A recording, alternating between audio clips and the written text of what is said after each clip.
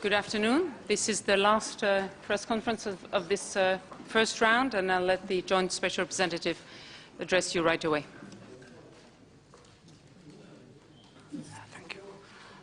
Good afternoon, everyone. Thank you again for your patience and your interest. As it was suggested yesterday, today I have a written statement, and Corinne will, if you don't have it, ask Corinne, not me.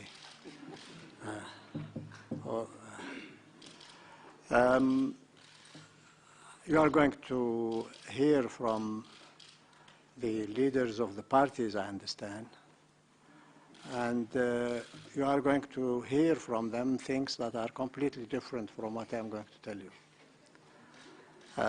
Because each one will present their respective reading of what happened this week, and I am presenting my reading of what happened with a deliberate effort today in this statement to speak almost only about the few positive elements, because we want to look to the next steps.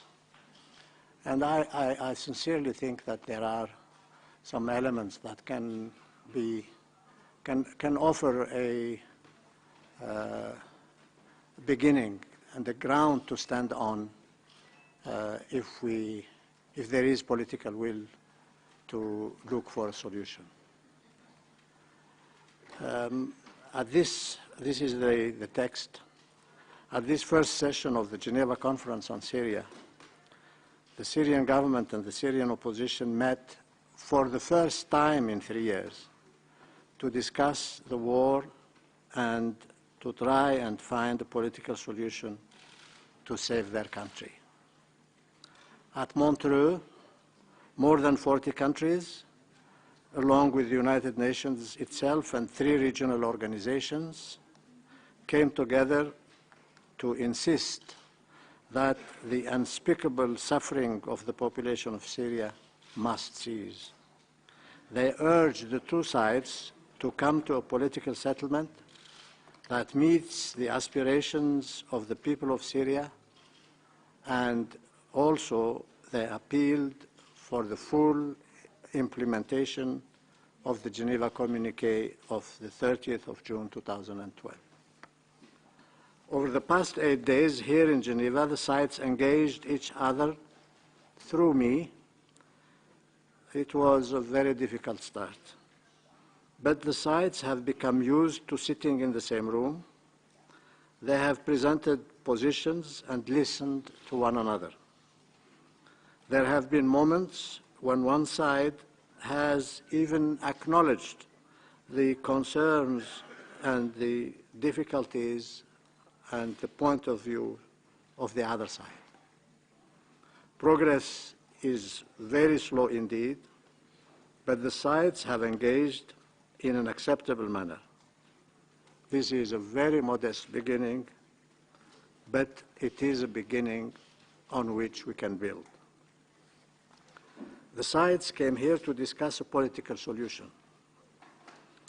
But whenever Syrians meet these days, they cannot but discuss the terrible situation on the ground. And they did. I appealed for action to address the desperate humanitarian situation in Syria. Homs was extensively discussed, though unfortunately there has been no breakthrough yet. We also discussed access to other places, as well as the idea of a countrywide pause in the fighting to allow access to all areas. A little bit of good news came yesterday with the delivery of humanitarian assistance to the Yarmouk camp for Palestinian refugees. But so much more is needed. Humanitarian discussions will continue on the ground between the governor of Homs in particular and the United Nations, but also between the United Nations and the authorities in Damascus about other places. In terms of the political settlement, I noted on the very first day that the sides were committed to discussing the full implementation of the Geneva Communique of 30th of June. Both sides have offered their respective visions of the future of Syria and how this vision can be achieved through the implementation of that communique. This week, we started to discuss the specific areas of the cessation of violence in all its forms, including the fight against terrorism and the transitional governing body exercising full executive powers. The gap between the sides remains wide. There is no use pretending otherwise. Nevertheless, during our discussions, I observed a little bit of common ground, perhaps more than the two sides themselves realize or recognize. I shared these points with the two sides today, and I thought perhaps I should share them with you. Both sides are committed to discussing the full implementation of the Geneva Communique to achieve a political solution for Syria. And they repeated that today. Two, both sides know that to implement the Geneva Communique, they must reach an agreement on the permanent and comprehensive end to the conflict and on the establishment of a transitional governing body, as well as on the subsequent steps, chief amongst them, national dialogue, constitutional review, and elections. Both sides understand that the conflict in their country has imposed immense and unacceptable suffering on the Syrian people. Both sides recognize the urgent need to bring that violence to an end. We hope they will also redouble their efforts to seek earlier opportunities to at least reduce the level of violence on the ground. 4, both sides believe that the future of Syria can only be determined by the people of Syria themselves, men and women, through peaceful means alone, without any external intervention and interference, direct or indirect. Both sides are committed to ensuring that the sovereignty, independence, territorial integrity, and unity of Syria needs to be fully respected and that no loss of territory will ever be accepted.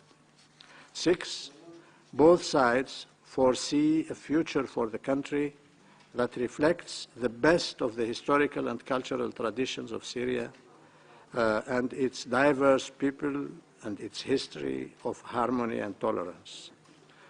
7, both sides understand that the Syrian people are longing for a genuinely democratic Syria where governance is transparent and accountable and based on human rights and the rule of law. 8, both sides understand that the humanitarian situation of the population must be addressed rapidly on the basis of need alone, wherever such need exists in the country.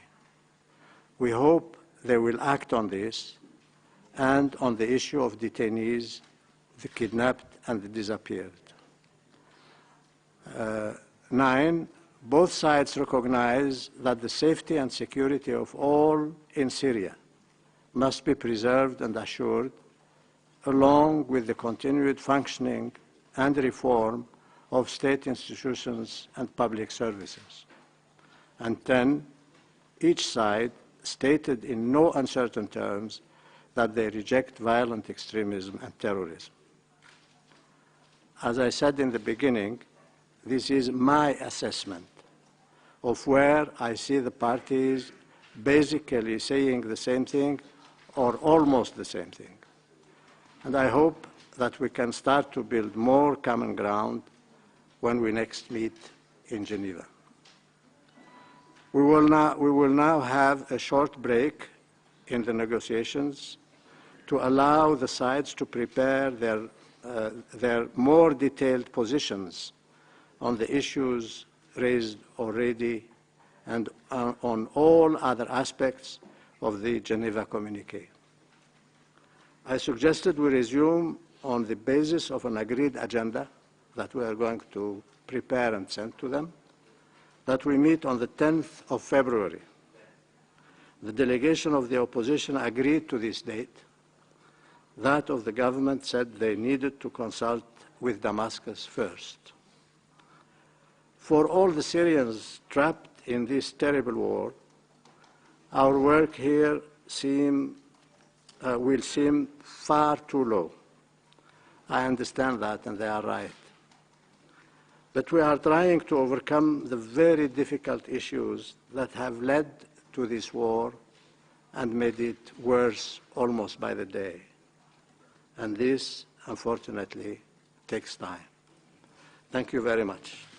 Mr. Brahimi will take just a few questions. We'll make available copies of his statement shortly after the end of this press conference. We'll start with the Nina AFP. Where is she? Yes. Hi, Mr. Brahimi. Where is she? Sorry, over here. Wait, 1 minute, 1 minute. Sorry, Yeah. Go ahead. Before your talk started today, the Syrian information minister said that the Syrian regime would make no concessions either in this round of talk or in the next round. I was wondering if you think that will have any impact on the talks. Thank you. I hope he will change his mind. Go ahead. Hussein Al Arabiya. Where? He's over there. Yeah. تفضل. تحدثتم عن You spoke of mutual points between the two sides, but when the item regarding the establishment of a transitional governing body, you put a question to both sides regarding the formation of this body. What were the answers from the two sides, and can you build on these responses? Thank you. Mr. Brahimi, there is no doubt at all that the important positions are still very far from each other. I have tried to reach certain points. For example, that Syria is our people, we must put an end to the war, that Syria must remain unified. We tried to find a simple common ground that both parties can base themselves on in order to achieve progress. Claudia Witte, ARD Television, German television. Mr. Brahimi, I wonder if you can comment on things that happen outside room 16. Like, can you confirm that a meeting has taken place between Mr. Moallem and Mr. Jarba? And if so, would that be one of the good elements you were talking about? It would have been, yes. But, as far as I know, it didn't happen. The lady in the middle, yes, in black, yeah. Shukran. Thank you. Ali Sarmalla from the Syrian National Television. Sir, when you speak of the statement presented now, you spoke that the future of Syria will only be decided by the people of Syria with no external intervention. The statements we've been hearing for the past few days, the U.S. Bringing in weapons to Syria and what Robert Ford said, how can you interpret these statements in this context? You should ask those who said that. They will interpret it for you. In my opinion, the Secretary General of the United Nations and myself always say that the Syrian people, at the end of the day, will be the one to determine its fate and solve its problems. Yes, there are external interventions from one side or from both sides. You probably know. We hope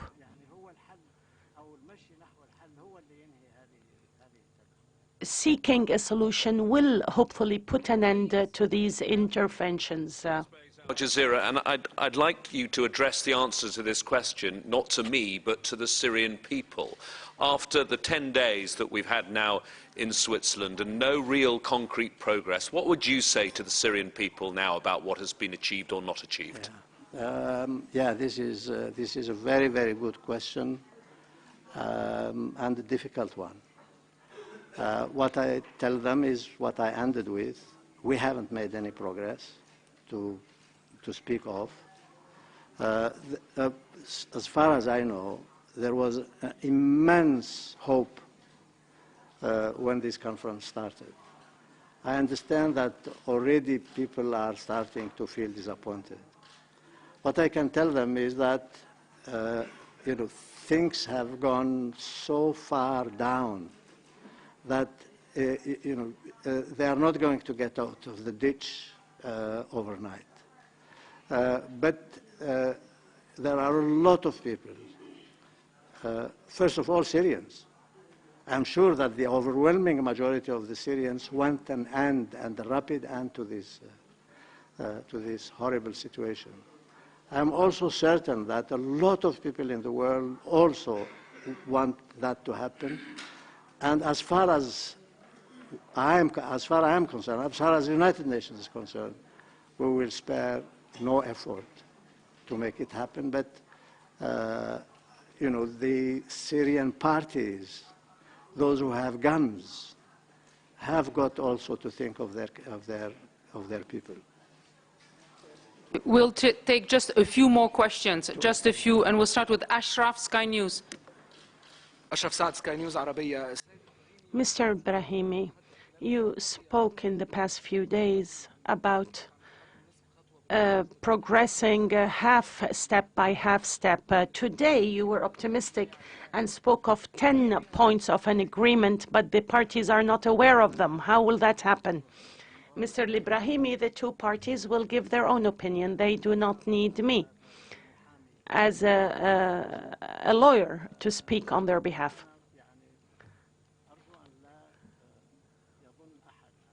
I hope that nobody will think that I submitted these points because I think the solution is very near. That is not the case. What I am saying is that these very, very basic points are sufficient to take as a basis if there is good faith and political will. Okay, Ahmed Kamal. Yeah. Ahmed Kamel, Orient TV. Mr. Brahimi, the ceasefire is not a terminology I have seen clearly in the 10 points. 500 martyrs fell in the last few days amongst the civilians, especially because of barrel bombs that are indiscriminate. For the Syrian person, a ceasefire, or at least stopping the use of barrel bombs on civilians, when will that stop and how can it be categorized? Mr. Brahimi, we spoke a lot about a ceasefire, or at least a decrease in the level of current violence. There is no doubt that the non-use of heavy weaponry, of barrels, and also all acts that target civilians is important, but we have not heard a commitment by any of the parties now to that. Syrian news agency, right? In the microphone, please. One or two other questions. Diana Jadane, je vais parler en français aujourd'hui. I will speak in French today, if you allow me. Mr. Brahimi, you spoke of the participation of 40 countries. What are the efforts made by those countries, and what is their role to stop the bloodshed, especially countries that are supporting armed groups? Were there any statements or promises made by these countries? And what is the role of these 40 countries? Mr. Brahimi, these 40 countries were invited to encourage the Syrian parties to find a solution to their problem. Yes, these countries do not have the same positions, and there is no doubt that some countries are providing weapons to this or the other. We are hopeful. And you know, the story of the chicken and the egg, which comes first. The Syrians, this is their country. They are the ones that should start and say enough. Mohammed Sharif, Swiss Info. I am here, sir. We are not used to commending, but for once we thank you for holding a press conference every day after every session. This has helped us understand better amongst a war of propaganda. My question is, one of the weak points of these negotiations is the weakness of the representativity of the opposition, of the delegation here. And my question is there a mechanism to solve this in the coming sessions? Is there a possibility of including others? How? Thank you. First of all, thank you for the very kind words addressed to me. This is an important question. We have no direct role as the United Nations and myself working on this file. We have no direct role in the choice of the members of the delegations. But we said from the very beginning, and since we started talking about holding this meeting, we said that the divisions inside Syria make it difficult to imagine that all those who say they are opponents can be present. But we said and insisted that all the opposition forces speak amongst themselves and lead to what we call a credible delegation. I believe that the current delegation is very aware of this fact. I believe they spoke with others. As you know, the main problem is that the decision to come to Geneva was taken at the very last moment.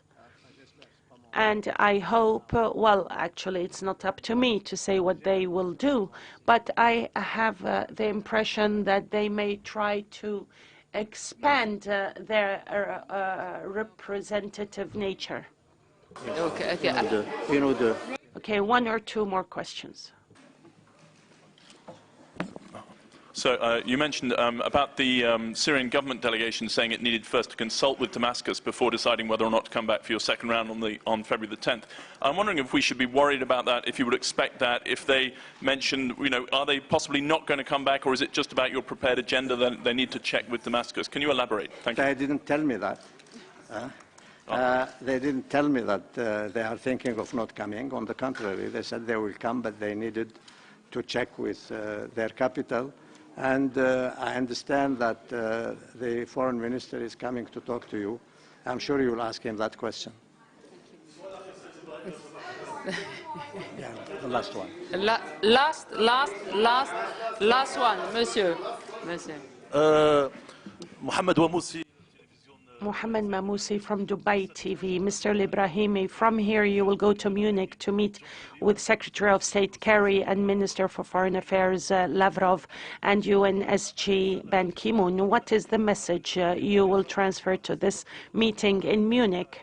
And will you ask both ministers maybe to increase their influence on both sides in the coming round? First of all, I congratulate you on your very accurate information. If you allow me, I will not give you the report. I will submit to them. But for me, this is a good opportunity. I will meet firstly with the Secretary General, and then the Secretary General and myself will meet with the two ministers. Wish us good luck. Thank you very much. Merci, Monsieur Brahimi.